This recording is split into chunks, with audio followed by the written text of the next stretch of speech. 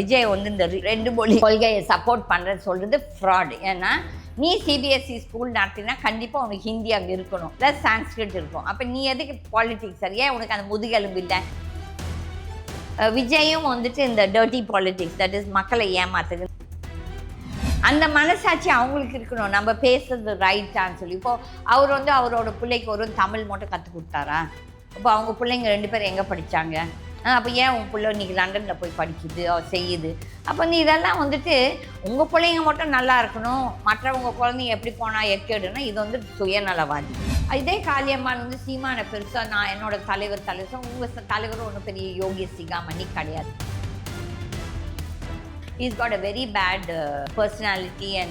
அந்த விஜயலட்சுமியை வந்து எப்படியெல்லாம் இது பண்ணி கொச்சைப்படுத்தி பெண்களை ஒரு சில நேரத்தில் கொச்சையாக பேசுகிறார், குடிச்சு போட்டு பேசுகிறது.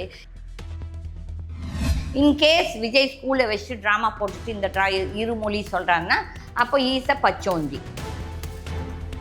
ஈழத்து மக்கள் இந்த ஈழத்து மக்களுக்காக சீமான் என்ன பண்ணியிருக்கார்? ஒன்றும் கிடையாது. அவங்ககிட்ட காசு தான் பிடிங்கிட்டு இருக்காரு.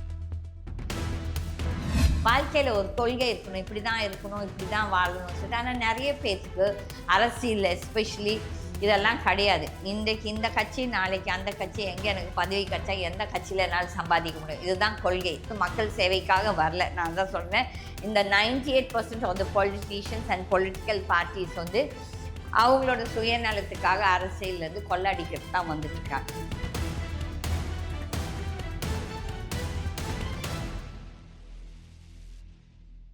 அண்ணாமலை அவர்கள் வந்து விஜய்க்கு ஓனா சிபிஎஸ்சி ஸ்கூல் இருக்கு அப்படின்ற ஒரு அறிக்கை விட்டிருந்தாரு. அந்த அறிக்கையை எப்படி பாக்குறீங்க? நான் வந்து நான் வந்து அண்ணாமலை எனக்கு கண்டாலே பிடிக்காது. ஆனால் அந்த ஆள் நிஜமாவே எதுனா உண்மையாக நியாயமாக பேசினா அதை நம்ம ஏற்றுக்கணும். உண்மையை நம்ம என்றைக்கும் ஏற்றுக்கணும். பொய்யை வேணால் நம்ம எதிர்க்கலாம்.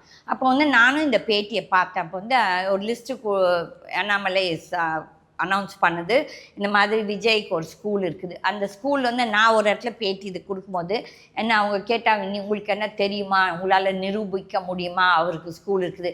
நான் இப்போது சொல்கிறேன், அந்த ஸ்கூல் இருக்குதோ இல்லையோ நம்மளுக்கு தெரியாது. அப்படி ஒரு ஸ்கூல் இருந்தால் அப்போ வந்துட்டு இந்த விஜய் வந்து இந்த ரெண்டு மொழி கொள்கையை சப்போர்ட் பண்ணுறது சொல்கிறது ஃப்ராட். ஏன்னா நீ சிபிஎஸ்சி ஸ்கூல் நடத்தினா கண்டிப்பாக உனக்கு ஹிந்தி அங்கே இருக்கணும், ப்ளஸ் சான்ஸ்கிரிட் இருக்கும். அப்போ நீ எதுக்கு பாலிட்டிக்ஸ் சரியா? உனக்கு அந்த முதுகெலும்பு இல்லை. இப்போ நான் தைரியமாக சொல்கிறேன்ல, எவ்வளோ பாஷைன்னா எந்த குழந்தை கற்றுக்கிட்டோம், அது அவங்க இஷ்டம். நம்ம யார் அவங்கள வந்துட்டு நீ இவ்வளோ தான் படிக்கணும், அவ்வளோ தான் படிக்கணும்? அப்போ வந்துட்டு விஜயும் வந்துட்டு இந்த டர்ட்டி பாலிட்டிக்ஸ், தட் இஸ் மக்களை ஏமாத்துது, இந்த ஓட் பேங்க் பாலிட்டிக்ஸ்க்காக நான் பேசலை. நாளைக்கு நான் ஆட்சியில் இருப்பனோ, இல்லை நான் எலெக்ஷன் நான் நிற்கும் போது இந்த மாதிரி இந்த பேசுனதுக்காக எனக்கு ஓட்டு மக்கள் போட மாட்டாங்க, நான் அதை பற்றி கவலைப்படலை. நம்ம பேசுகிறது வந்து நாளைக்கு வருங்கால இளைஞர்கள் நல்லா வாழணும். இதுதான் என்னோட குறிக்கோள். வந்துட்டு இந்த இதால் பாலிட்டிக்ஸ் பண்ணி இப்படி பாலிட்டிக்ஸ் பண்ணி நான் வாழணுன்ட்டு எனக்கு தேவையில்லை. இன்கேஸ் விஜய் ஸ்கூலை வச்சு ட்ராமா போட்டுட்டு இந்த இருமொழி சொல்கிறாங்கன்னா அப்போ ஈஸ பச்சோந்தி. நம்ம இதை தாண்டி விஜய் வந்து நீங்கள் சொல்கிற மாதிரி இருமொழி மும்மொழி கொள்கையை பற்றி ஒரு வேளை அப்படி பேசும்போது அவர் ஒருவேளை உண்மையாகவே இந்த ஸ்கூல் ரன் பண்ணிட்டு இருக்காருன்னா அவருக்கு எந்த அளவுக்கு இது நெகட்டிவாக மாறும்னு நீங்கள் நினைக்கிறீங்க? பாருங்க, நெகட்டிவாக மாறுறது வந்துட்டு மக்களுக்கு வந்து மெமரி ரொம்ப கம்மி, ஞாபக சக்தி. அவங்க வந்து இந்நேரத்துக்கு அந்த இமோஷ்னலாக பேசுவாங்க, வைப்பாங்க. பட் அவங்களுக்கே ஒரு மனசாட்சின்ட்டு ஒன்று இருக்கணும். இப்போ வந்து நான் வந்து என்னோட காலேஜ் இதில் I'm a rank holder in my university, Madras யூனிவர்சிட்டியில். அப்போ வந்துட்டு நாமெல்லாம் வந்து படித்தவங்களுக்கு ஒரு கொஞ்சம் இருக்கும், மனசாட்சின்ற ஒன்று இருக்கும். நம்ம வந்து அரசியலுக்காக பேசல, இல்லாட்டி இந்த அரசியலை சம்பாதிக்கணும், இல்லாட்டி சினிமாவால் நான் சினிமா இஸ் அ தொழில், நான் அதை கேவலப்படுத்தி பேசலை. ஆனால் நீ வந்து நாளைக்கு அரசியலுக்கு வரணும்னு சொல்லும் போது நீ வந்து மக்களோட நலம், தட் இஸ் மக்கள், நம்ம தமிழ்நாட்டு மக்கள் வந்து எவ்வளோ செழிப்பாக இருந்தால் அவ்வளோ நல்லது. அப்போ வந்து இவங்கெல்லாம் வந்து இந்த ஓட் பேங்க் பாலிட்டிக்ஸ்க்கு ட்ராமா பண்ணால் அது வந்து விஜய் ஃபீஸ் அந்த மாதிரி செஞ்சுட்டு இருந்தால் இது ரொம்ப தவறு. இது வந்து டெஃபினட்டாக ஹிட் பேக் ஆகும் அவங்களுக்கு டெஃபினட்டாக. ஏன்னா இன்றைக்கி வந்து டிஜிட்டல் மீடியா, சோஷியல் மீடியா, நீங்கள் திருப்பி அங்கே போட்டு காட்டுவீங்க. அந்த மனசாட்சி அவங்களுக்கு இருக்கணும், நம்ம பேசுறது ரைட்டான்னு சொல்லி. இப்போது அவர் வந்து அவரோட பிள்ளைக்கு ஒரு தமிழ் மட்டும் கற்றுக் கொடுத்தாரா? இப்போ அவங்க பிள்ளைங்க 2 பேர் எங்கே படித்தாங்க? அப்போ ஏன் உன் பிள்ளை இன்றைக்கி லண்டனில் போய் படிக்குது, செய்யுது? அப்போ நீ இதெல்லாம் வந்துட்டு உங்கள் பிள்ளைங்க மட்டும் நல்லா இருக்கணும், மற்றவங்க குழந்தைங்க எப்படி போனால் எக்கேடுன்னா இது வந்து சுயநலவாதிகள். மேம் ஆனால் கடந்த 6 மாசங்களாவே வந்து நாம் தமிழர் கட்சியிலேருந்து காளியம்மாள் அவர்கள் விலகுறதா நிறைய சர்ச்சைகள் போயிட்டு இருந்தது. ஆமாங்க. ஆனா இப்போ அவங்க அஃபிஷியலாவே நான் விலகுறேன் அப்படின்னு சொல்லிட்டாங்க. இது நிறைய சலசலப்பை ஏற்படுத்திட்டு இருக்கு. நீங்க எப்படி பாக்குறீங்க?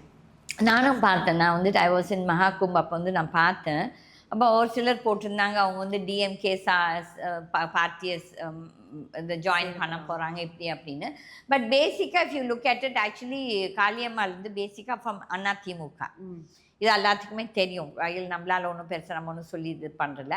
அப்போ அந்த அம்மா வந்து அதிமுகலேருந்து அதுக்கப்புறம் நாம் தமிழருக்கு வந்து நாம் தமிழரில் நிறைய ஷீஸ் அ குட் ஸ்பீக்கர். நான் டெஃபினட்டாக வந்து அவங்களோட பேச்சு திறமை அந்த அம்மாவுக்கு இருக்குது. அதை நம்ம பாராட்டணும். பட் வந்து அந்த அம்மா நிறைய தடவை கொச்சப்படுத்துகிறாங்க.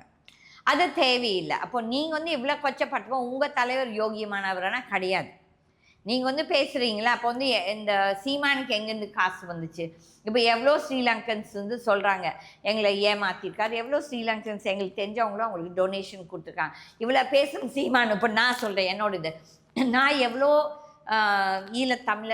தமிழ் பெண்கள் அவங்களுக்கு ஃப்ரீயாக படிக்க வச்சுருக்கேன். எங்கள் காலேஜில் நான் ஃப்ரீயாகவே படிக்க வச்சேன். எவ்வளோ பிள்ளைங்க வேலை வாங்கி நல்லா இருக்கிறாங்க. ஓகே, அப்போ வந்துட்டு இவங்கெல்லாம் எவ்வளோ பண்ணியிருக்காங்க அவங்களுக்காக. இவங்கள சொல்கிறாங்கல்ல ஈழத்து மக்கள். இந்த ஈழத்து மக்களுக்காக சீமான் என்ன பண்ணியிருக்கார்? ஒன்றும் கிடையாது. அவங்ககிட்ட காசு தான் பிடிங்கிட்டு இருக்காது. ஆகல சீமான் இஸ் எக்ஸ்ப்ளாய்டிங் மக்களை, இந்த இமோஷனல் பேச்செல்லாம்.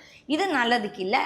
இதே காளியம்மாள் வந்து சீமானை பெருசாக நான் என்னோட தலைவர் உங்கள் தலைவரும் ஒன்றும் பெரிய யோகிய சிகாமணி கிடையாது. ஏன்னா is got a very bad personality. And அந்த விஜயலட்சுமியை வந்து எப்படியெல்லாம் இது பண்ணி கொச்சைப்படுத்தி பெண்களை ஒரு சில நேரத்தில் கொச்சையாக பேசுகிறார், குடிச்சு போட்டு பேசுறது, இதெல்லாம் வந்து ஒரு தலைவர்னு சொல்கிற ஆளுக்கு வந்து இதெல்லாம் நல்ல ஒரு குவாலிட்டிஸ் கிடையாது. அண்ட் அதில் நான் என்னோட ஆஸ் யூஷுவல் பாஷையில் சொல்கிறது, இவர்கள் எல்லாம் யோகிய சிகாமணிகள் கிடையாது. இவங்கெல்லாம் அரசியல் பண்ணிகிட்ருக்காங்க மக்களுக்காக. மக்கள் இவங்கள போய் பார்க்க முடியுமானா கண்டிப்பாக சீமான் யாருமே, நீங்களும் நானும் யாருமே போய் இவங்களெல்லாம் போய் சந்திக்க முடியாது. ஆகியால் இவங்க வந்து மக்கள் சேவைக்காக வரல. நான் தான் சொல்கிறேன், இந்த 98% of the politicians and political parties வந்து அவங்களோட சுயநலத்துக்காக அரசியல்லேருந்து கொள்ளடிக்கிறது தான் வந்துட்டுருக்காங்க. அதில் Seeman has got some very bad quality, ரொம்ப கெட்ட குணங்கள் இருக்கிறது. But Kaliammal is a good speaker. But வந்து இப்போ எந்த கட்சிக்கு போவாங்க? ஏன்னா அவங்க வந்து திமுகவை அவ்வளோ தூரி துப்பியிருக்காங்க. அதுக்கப்புறம் பிஜேபியும் ஒரு நேரத்தில் துப்பியிருக்காங்க. ஏர்லியர் டேஸ் வந்து நான் வந்து சைமன் சொல்லிட்டு, அதுக்கப்புறம் முருகன் என்னோட முப்பாட்டன் இது. அப்போ ஏதோ ஒரு நிலையில் இல்லை, மாற்றிட்டு வந்திருக்காங்க யார் சீமான். அப்போ இவங்களும் அதுக்கு ஜாலராக அடிச்சிருக்காங்க. ஸோ அதில் maybe some party will take because அவங்க ஒரு நல்ல பேச்சாளர்னு சொல்லிட்டு அதில் எவ்வளோ வந்து பார்கெயின் பண்ணுறாங்க, எந்த பார்ட்டி எவ்வளோ பணம் கொடுக்க போகுதுன்னு நிறைய பேர் பேசுகிறாங்க இருக்கலாம். அதில் இவங்கெல்லாம் அரசியலில் காசுக்காக இருக்கிறாங்களோ இல்லாட்டி மக்கள் சேவை பண்ணுறதுக்கு இருக்காங்களோ, அது வந்து காலம்தான் பதில் சொல்லணும். ஆனால் இதுக்கு இவ்வளோ பெரிய சலசலப்பு வேண்டாம்னு நினைக்கிறீங்களோ? ஏன்னா அந்த பெண் வந்துட்டு நாம் தமிழரில் கொஞ்சம் ரொம்ப முக்கியமாக ரொம்ப பேசியிருக்காங்க. Okay, she is a good speaker. But அதுக்குன்னு சொல்லிட்டு அவதூறு, இந்த பொய் பித்தலாட்டம் இதெல்லாம் வந்துட்டு ஒரு நல்லதுக்கே கிடையாது. ஆனால் சீமானே இவங்களை வந்து கொஞ்சம் ஆமாம் கொச்சையாக பேசி நான் கேட்டேன், அந்த பேச்சு நானும் கேட்டேன். தட் இஸ் இந்த காளியம்மாள். அதான் நான் சொல்கிறேன், இவங்கெல்லாம் சந்தர்ப்பவாதி. யாருக்குமே வந்து ஒரு பிரின்சிபல்ஸ் இல்லை, கொள்கை. வாழ்க்கையில் ஒரு கொள்கை இருக்கணும், இப்படி தான் இருக்கணும், இப்படி தான் வாழணும்னு சொல்லிட்டு. ஆனால் நிறைய பேர்த்துக்கு அரசியல் எஸ்பெஷலி இதெல்லாம் கிடையாது. இன்றைக்கு இந்த கட்சி, நாளைக்கு அந்த கட்சி, எங்கே எனக்கு பதவி கிடைச்சா எந்த கட்சியில் என்னால் சம்பாதிக்க முடியும், இதுதான் கொள்கை நிறைய பேர்த்துக்கு. ஆகிய இது மக்கள் தான் அவங்கள வந்து இது என்ன செய்யணும், இந்த மாதிரி மக்களுக்கு இந்த மாதிரி வேட்பாளர்களை வந்து இவங்க தேர்ந்தெடுக்கக்கூடாது. மக்கள் மேலேயும் தவறு இருக்கிறது. ஏன்னா நம்ம எமோஷனல் ஆயிடுச்சு, இவங்களெல்லாம் தலைவர்னு ஏற்றுக்கிறதே முதல் தப்பு. ஓகே, அதில் நல்ல வேட்பாளர்களை நான் எப்பவும் சொல்கிற மாதிரி மக்கள் தான் இந்த அயோக்கியர்களை உருவாக்குகிறார்கள். இந்த ஊழல்வாதிகளுக்கு நீங்கள் சப்போர்ட் பண்ணும்போது நீங்கள் தான் அந்த ஊழல்வாதிகளை உருவாக்குறீங்க சப்போர்ட் கொடுத்து. ஓகே, அதில் மக்கள் மேலேயும் தவறு இருக்குது.